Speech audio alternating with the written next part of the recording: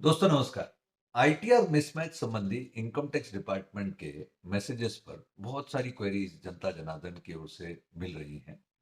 उसमें दो important queries जो मुझे रिसेंटली लगी काम की हो सकती हैं आपके भी, वो रख रहा हूँ यहाँ पर। पहला तो ये कि अनूप जी, मैंने आईटीआर मिसमैच के संदर्भ में ये देखा कि मान लीजिए मुझे रिटर्न रिवाइज करनी है, पर मेरी पिछली रिटर्न प्रोसेस हो गई, मुझे रिफंड भी आ गया। तो क्या रिफंड रिसीव करने के बावजूद मैं रिवाइज रिटर्न भर सकता हूँ क्या? और ऐसी परिस्थिति में मेरे रिफंड का स्टेटस क्या होगा?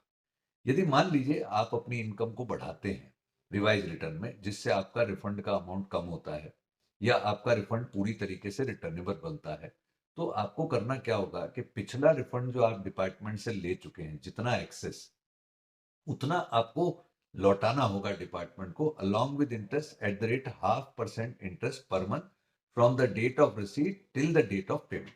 तो इस प्रकार पहली बात, कोई रिस्ट्रिक्शन नहीं है कि रिफंड ले लिया तो रिटर्न रिवाइज नहीं होगी। रिफंड लेने के बावजूद आपकी रिटर्न रिवाइज की जा सकती है। दूसरा इंपॉर्टेंट प्रश्न ये भी समझने का है कि मान लीजिए किसी को कोई मिसमैच नहीं मिलता, तो इनकम टैक्स डिपार्टमेंट का मैसेज ये भी कह रहा है कि फिर आप एआईएस में जाकर के नेसेसरी फीडबैक दे दीजिए। यानी जो इंफॉर्मेशन आपकी कनेक्ट की है इनकम टैक्स डिपार्टमेंट में, जिससे कि उन्होंने ये मानस बनाया कि आपको इंटीमेट किया कि साहब आपके रिटर्न में मिसमैच है, तो वो कहीं ना कहीं एआईएस में दिख रही है। तो आप एआईएस यानी एनुअल इंफॉर्मेशन स्टेटमेंट में जाइए, वहां पर जाकर के फीडबैक दे दीजिए कि इंफॉर्मेशन करेक्ट है, इनकरेक्ट है, पार्शली करेक्ट है या किसी और पेन से संबंधित है।